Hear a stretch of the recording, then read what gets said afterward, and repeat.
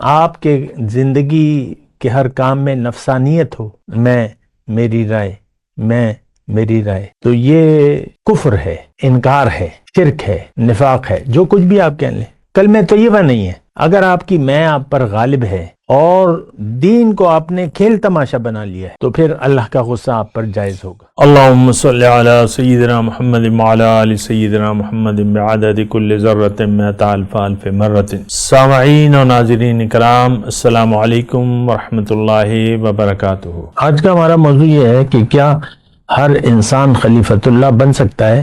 دیکھیں، اس کا جواب تو اس بات میں ہے، یعنی ہاں، جو نام کا انسان ہے تو وہ خلیفۃ اللہ بننے کی استعداد لے کر دنیا میں بھجوایا جاتا ہے۔ دیکھیں اس میں یعنی ایک بات ہے، بڑی آسان ہے سمجھنے کے لیے۔ جو بھی انسان، دیکھیں انسان با اختیار ہے۔ اختیار کس بات کا ہے؟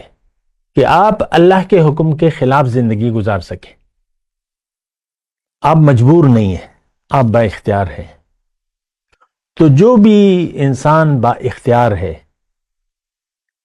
تو وہ خلیفۃ اللہ بننے کے اہل ہے، کیونکہ جب آپ انسان یعنی انسانی نفس ہے، یہ بڑی اہم بات ہے اور آسان بھی ہے۔ انسان کا جو نفس ہے اس کو آمادہ کرتا ہے کہ آپ ظاہر کو دیکھیں اور ظاہر کا سوچیں اور ظاہر تک محدود رہیں، اور وہ بات ہم نے نفس کی مان لی ہے۔ آج آج کے مسلمان نے نفس کا تابع فرمان بن گیا ہے، اور یہ صرف ظاہر کو دیکھ رہا ہے۔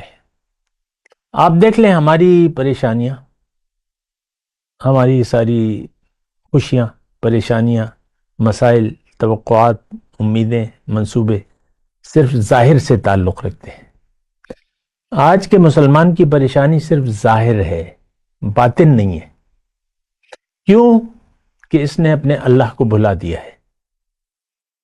آج کے مسلمان کا اللہ سے رابطہ کٹ چکا ہے، اور یہ نفس کے ساتھ رابطے میں ہے، اپنی مرضی۔ آپ دیکھ لیں آپ کی میں کس قدر حاوی ہے، اور ہر بات میں آپ اپنی منوانا چاہتے ہیں۔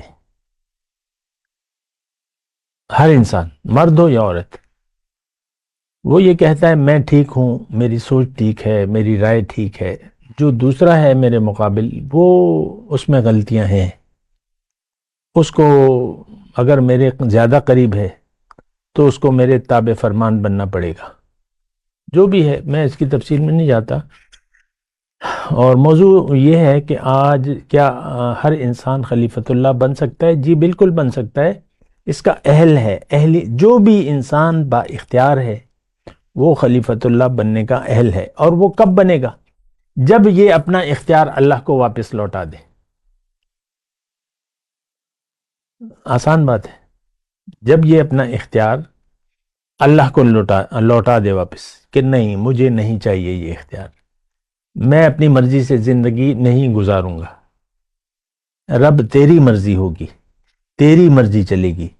جب یہ بات آپ پوری طرح اس پر عامل ہو جاتے ہیں تو آپ خلیفۃ اللہ بن جاتے ہیں۔ قرآن کی آیت ہے، اپنے آپ سے میں نہیں کہہ رہا، وَأَمَّا مَنْ خَافَ مَقَامَ رَبِّهِ وَنَهَى النَّفْسَ عَنِ الْهَوَى فَإِنَّ الْجَنَّةَ هِيَ الْمَأْوَىٰ۔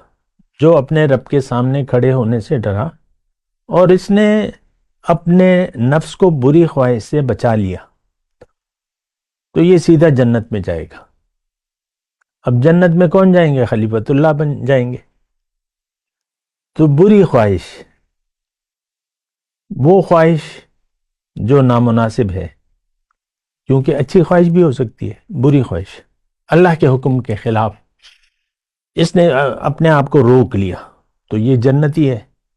جو جنت میں جائے گا وہ خلیفۃ اللہ ہے، وہ مومن ہے، وہ متقی ہے۔ یہ بات نوٹ کر لیں۔ تو ہر انسان خلیفۃ اللہ بننے کی اہلیت لے کر آیا ہے، نمبر ایک۔ پھر اس کو خلیفۃ اللہ بننا چاہیے، کیونکہ یہ رب کی رضا ہے، رب کی منشا ہے۔ انی جاعل فی الارض خلیفہ، میں زمین میں اپنا خلیفہ، اپنا نائب بنا رہا ہوں۔ اگر آپ خلیفۃ اللہ بننے کی کوشش نہیں کر رہے تو آپ سرکش ہیں، سرکشی کا رویہ ہے. اب کیوں نہیں کر رہے وہ کام جس کے لیے آپ آئے ہیں؟ انی جاعل فی الارض خلیفہ. تو آپ کو خلیفۃ یعنی آپ کو اپنی مرضی چھوڑ دینی چاہیے.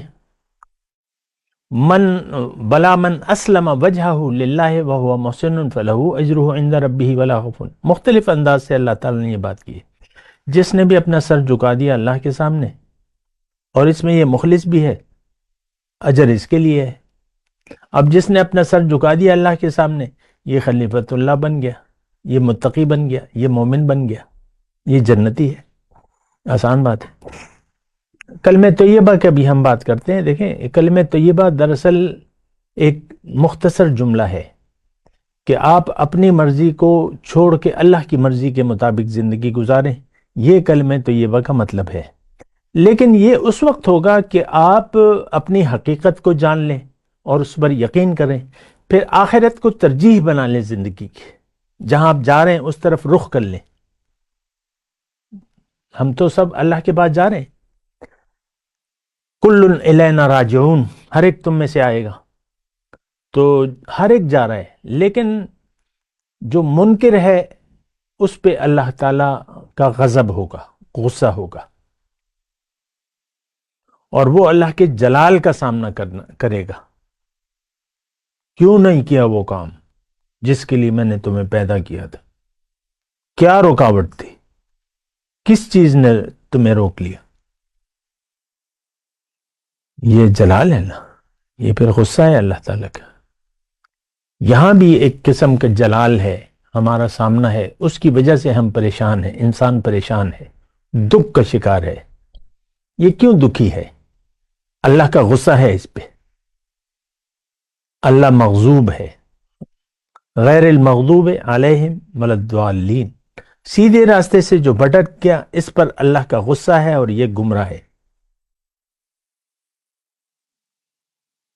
نماز میں تو آپ جو کچھ پڑھتے ہیں سوچتے تو نہیں ہیں کہ ہم کیا پڑھ رہے ہیں. اہدنا صراط المستقیم.